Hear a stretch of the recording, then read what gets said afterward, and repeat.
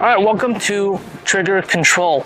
So in trigger control, this is most common why people miss their shots.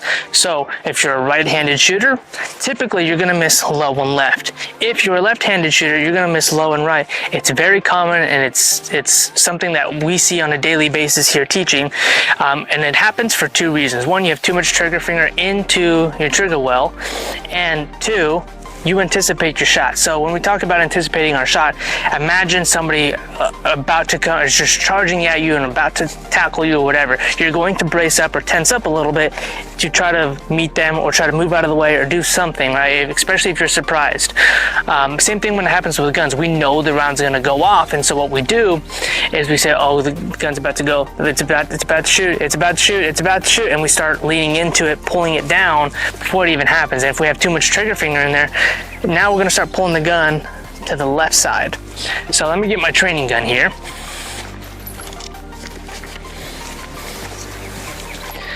And so again, right, when I'm aiming at my target, what happens when there's too much trigger finger in there, it's going to pull this way.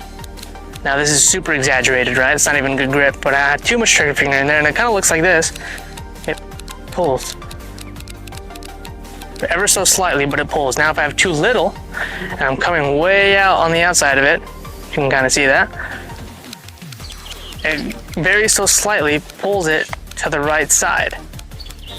Now what we want to do is use our center pad to be able to let that round go off. And so how we do that is we put our center pad right on the middle of the trigger and we just pull, and it should go straight back. See how it's a minimal movement? It's not going left or right. It might shake a little bit, but it's not going left or it's not going right. Those left or right movements very slightly can throw off your shot completely of where you intended it, and you can be like, why am I not hitting where I want to? Could be because of that. So if you're shooting left or right, it's because of your trigger. Another thing to worry about trigger control, we don't want to wrench down on it and slap it. It's not gonna go anywhere. Don't beat it up. We want to do easy trigger pulls. So when I say by easy trigger pulls, obviously as you look here, there's slack, right? And then it meets resistance. That resistance is called the wall. Once we hit the wall, we still want even pressure from what we did in the beginning. So look at this, easy pressure. It hit the wall. We still want to continue that easy pressure. Easy pressure, easy pressure, easy pressure, easy pressure, boom, and then the gun goes off, right? Now, if we have proper stance and proper grip, like what we just talked about, and proper side alignment, side picture, we go easy pressure, boom. The gun will go off, it's gonna recoil, and it's gonna come right back down. We don't have to worry about trying to muscle it back down, because our body mechanics and the way we position ourselves will allow us to go right back on target every single time. So let the gun go off when it wants to go off. Don't try to cheat it and go very fast. So I'm going to take a couple live shots here, and I'm going to show you kind of what we're looking at when it comes to jerking the trigger, okay? I'm going to aim at the top piece of the head here, and actually let me get you in a better position for it. All right, so let's take our shots here. I got a couple rounds. So this first one, I'm going to jerk the trigger and anticipate, and I'm going to aim for the top piece of the target. I'm gonna aim right up here. And I am close, right? So this shouldn't matter too much, right? But we'll find out.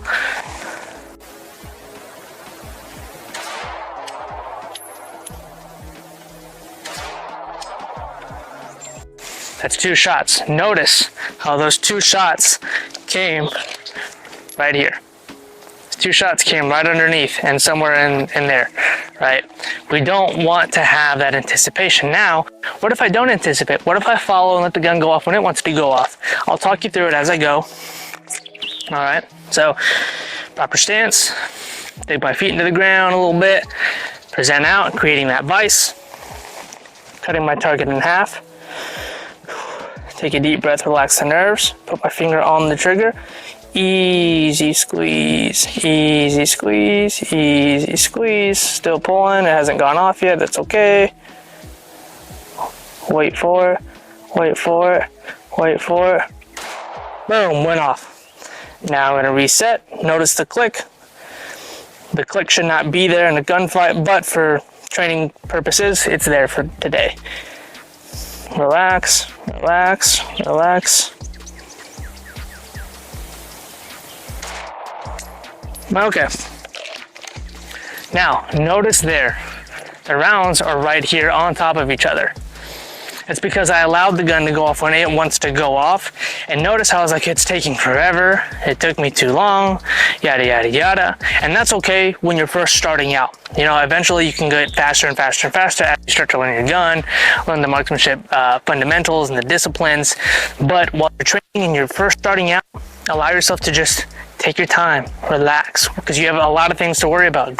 Stance, hold control, breathing control, all that stuff to worry about.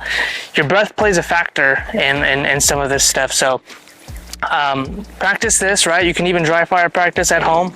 Just relax, easy squeeze, easy click, easy squeeze, click, easy squeeze, easy click. And you get to learn the trigger of one, a SIRT pistol if you have it. If you dry fire your gun, the trigger of your own gun. And then when you go out the range, you can solidify it and try to battle those nerves. That's what it is. It's battling your nerves. So go out there and practice that.